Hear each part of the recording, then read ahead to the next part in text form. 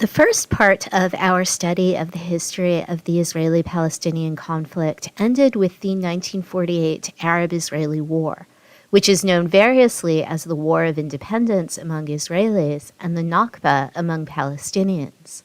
The overview video covering this part of the history also mentioned that it is one of the single most pivotal moments in the conflict.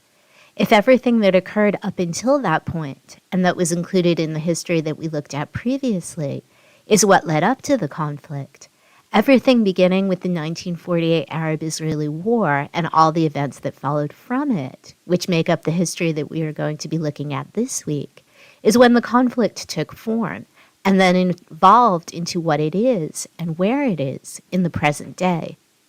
One of the patterns in the history of the conflict pre-1948 that we identified in our discussion of this history was the role of the British in overseeing, under the UN Mandate for Palestine, what was supposed to be the transition of Palestine to an independent country at the end of World War I.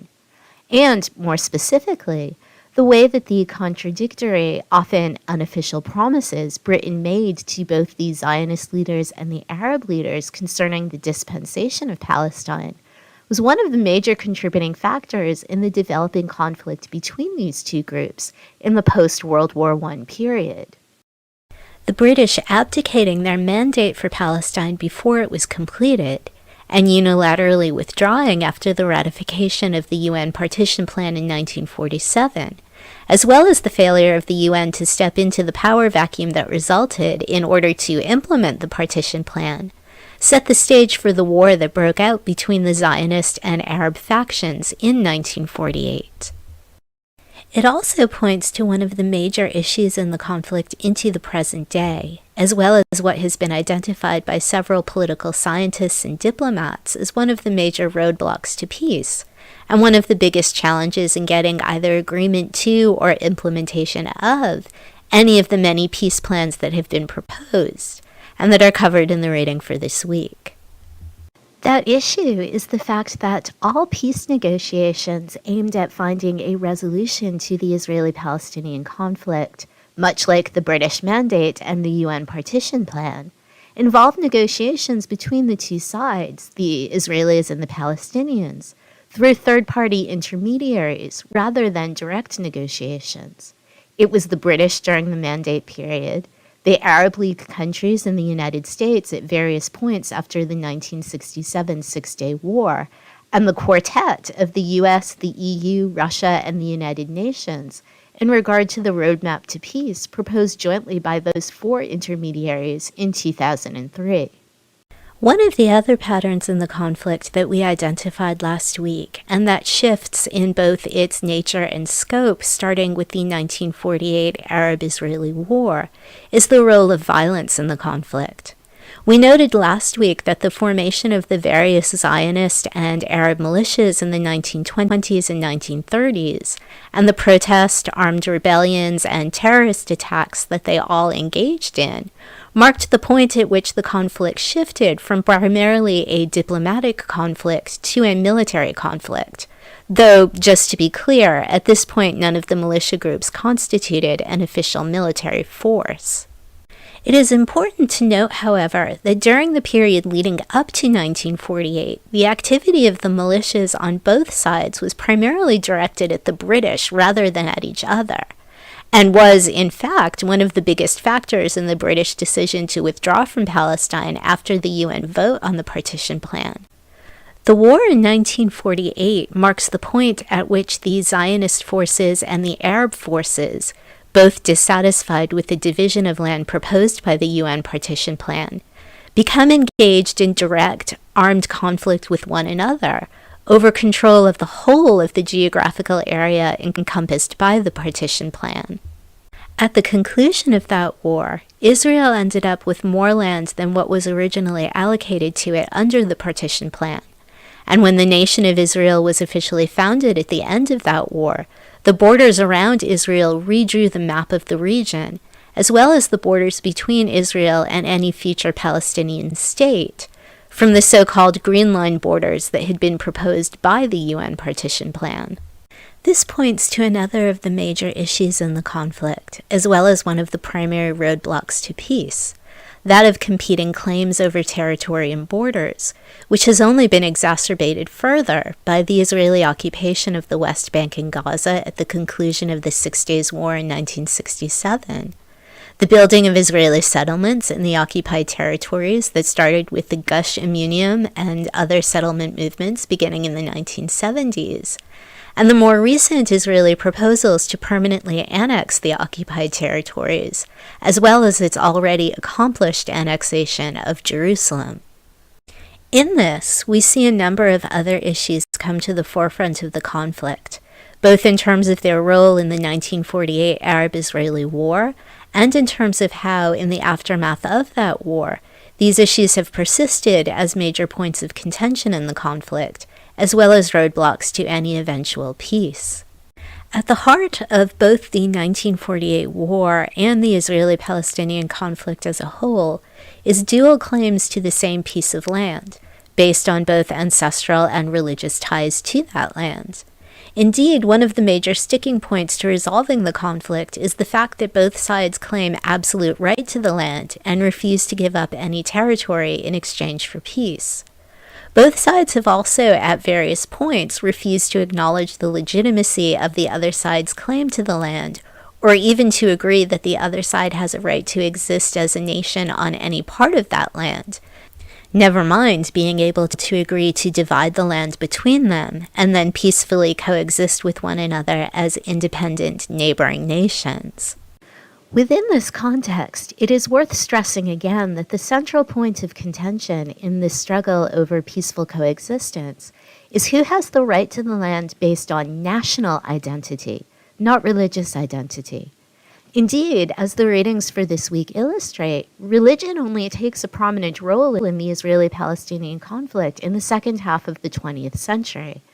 And it does so primarily through the activities of religious extremist groups in both Israel and the Palestinian territories.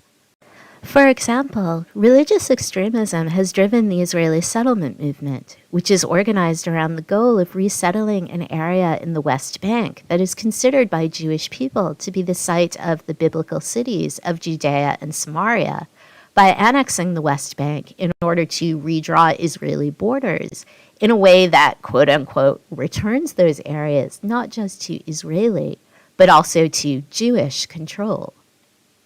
Likewise, the assassination of Israeli Prime Minister Yitzhak Rabin in 1995 was carried out by a member of one of the more extremist settler movement groups as a reaction to, and in an attempt to unravel, the Oslo Peace Agreement, which not only called for a freeze to settlement construction, but likely would have resulted in most of the land annexed for the settlements being returned to the Palestinians, as that land is located in a geographical area that was earmarked under the Oslo Accords for the future Palestinian state. It is also worth noting here that when Israel was founded in 1948, it was founded on the Zionist conception of a Jewish homeland, in which Jewish was seen largely as a national identity rather than a religious identity.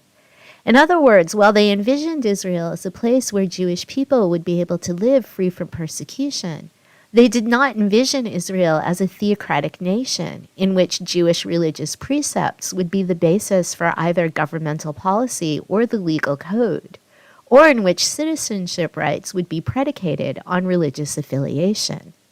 That vision also does not shift until relatively recently, with the Israel as the nation-state of the Jewish people bill that was passed by the Knesset, the Israeli parliament, in 2018, and that officially classifies Israel for the first time as a Jewish nation-state, as well as establishing Hebrew as the official language and Jerusalem as the official capital.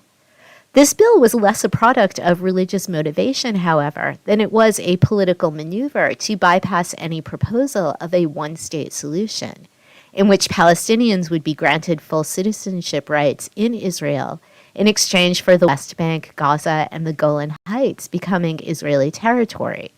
and in which the Israeli government and legal system would both be reconfigured to give Palestinians equal representation and equal power.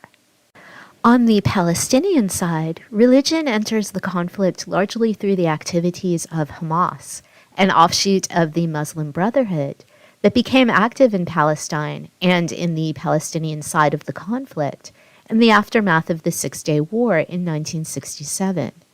In the period between the First and Second Intifadas, when Hamas began carrying out suicide bombing campaigns in Israel, the rhetoric around those suicide bombings was couched in both nationalist and religious terms.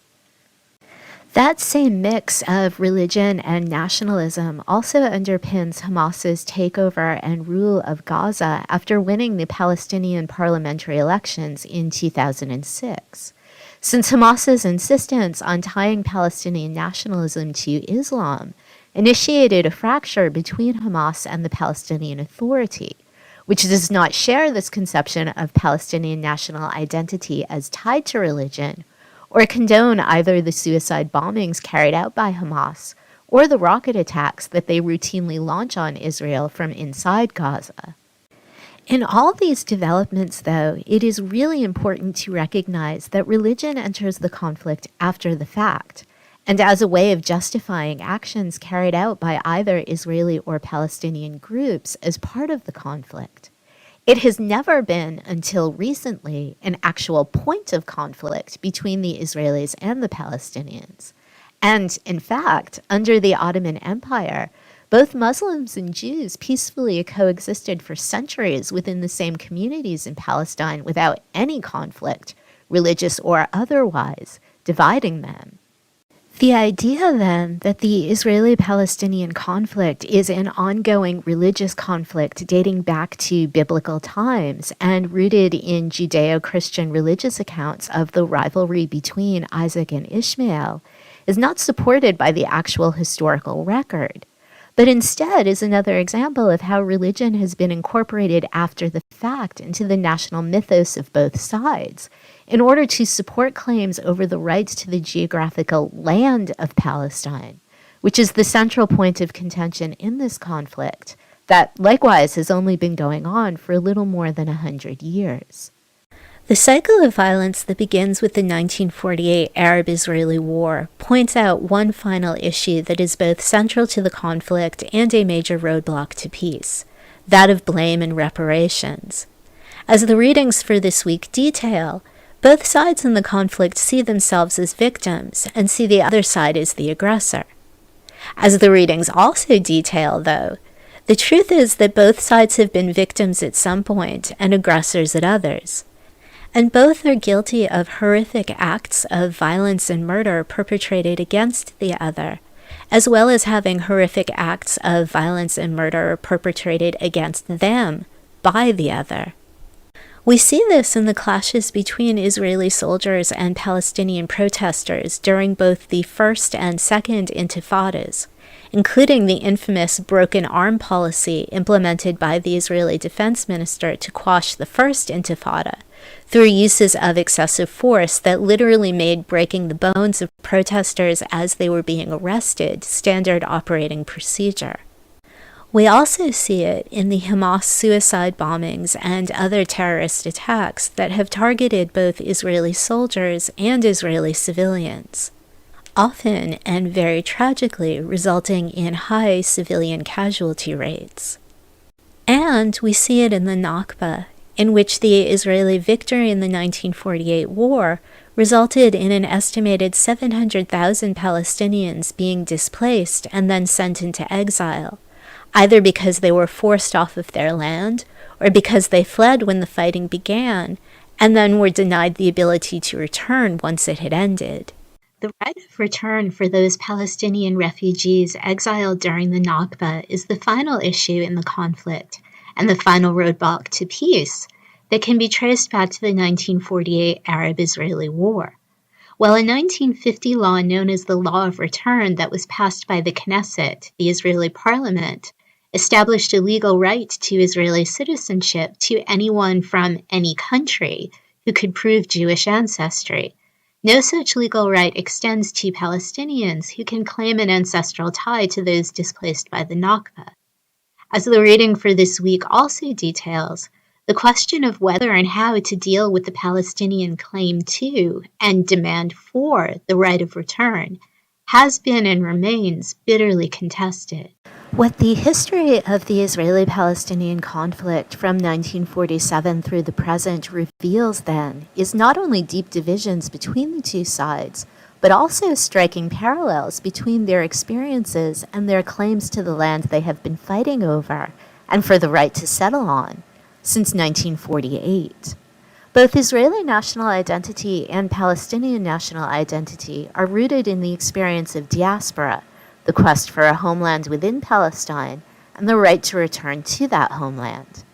For many Israelis, this encompasses both the Holocaust and the Jewish diaspora recorded in the Old Testament. For many Palestinians, it encompasses the Nakba, as well as the subsequent mass migrations and resettlement in refugee camps in neighboring Arab countries. We will also be considering these parallels this week in class, as we delve deeper into the historical events surrounding the conflict in the period from 1947 through the present day.